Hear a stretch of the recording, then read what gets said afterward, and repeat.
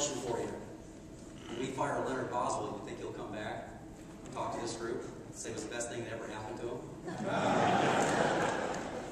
But I appreciate your time here today, and I appreciate your involvement here in our representative form of government. It's obviously so important. We're all concerned about the direction of this country and where it's headed.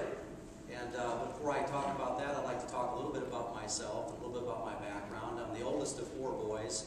I grew up in central Iowa, in and around Ames, and I found out very early with the help of my dad that no job was beneath me.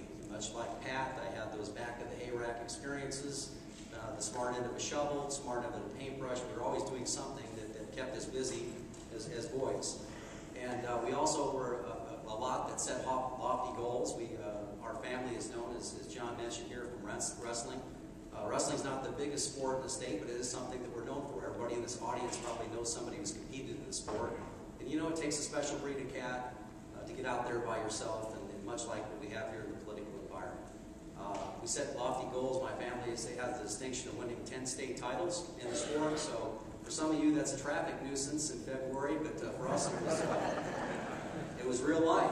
And we won 10 state titles, 11 trips to the finals, and my brother, as a sophomore, lost the state title. I believe he heard about it from his older brothers. So, but I had a great experience in the sport. Of course, you know, I went on to Iowa State where 2 great things happened.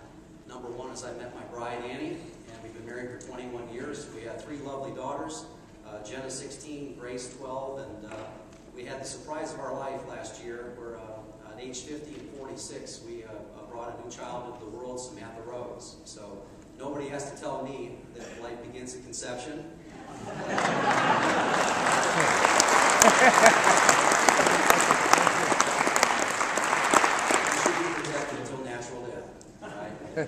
So we go home, we have great examples of that, and I'm a wrestling coach. You know, wrestling coaches. Gable's got 4 daughters, now I have 3, so it's more than just anecdotal. So, but the other great thing that happened at Iowa State was the ability to compete and win at a high level. To become a national champion in our sport is a difficult thing.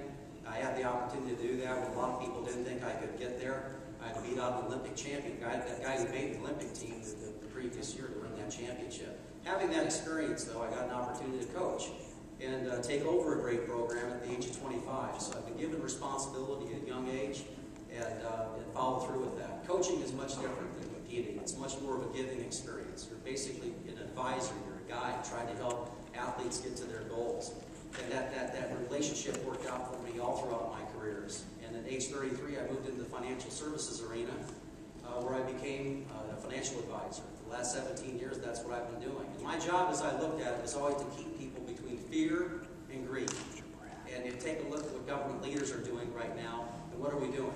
We're bouncing off these elements of fear and greed because of the government programs that we put in place, and this constant shifting of the table, the shifting of the playing field. That our small businessmen and entrepreneurs cannot get a feel for what the current climate is. And we have to be able to change that as government leaders. So, I don't know Leonard Boswell. Some people say he's a nice man. But when I look at his record, I look at somebody who does a better job of representing Nancy Pelosi's district than the Iowa 3rd Congressional District.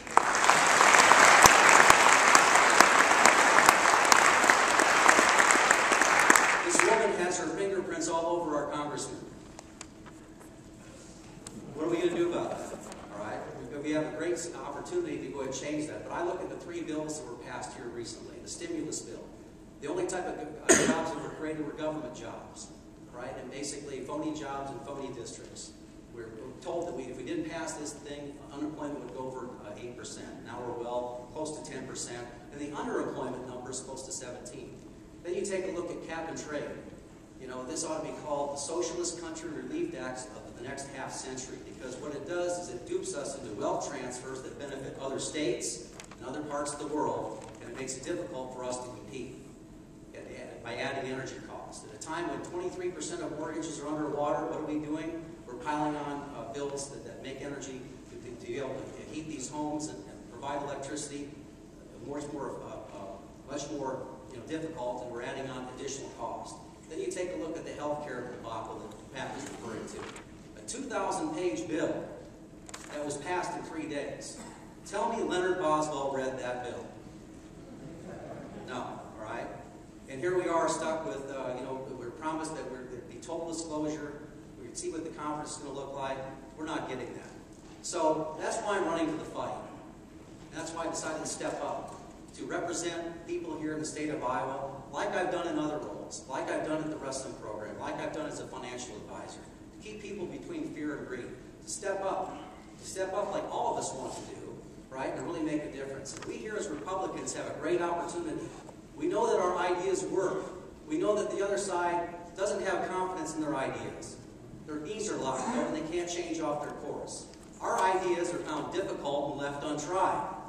And what we have to do is we have to step up and have elect tough-minded people who are willing to step up and make the tough decisions. You know, everything that we've done here and that had success in our life, we set goals, we decide what we're going to sacrifice to achieve those goals, and we've also gone ahead and associated with the right people that can get us down this path. We make plans, we stick to those plans, and that's the definition of success. That's how we get there.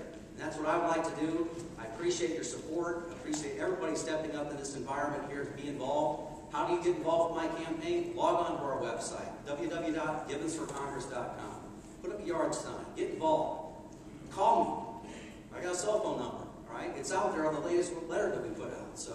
But get involved here with our campaign, and I appreciate the opportunity to get up here and represent you. Let's take out Leonard Boswell in November. Thank you.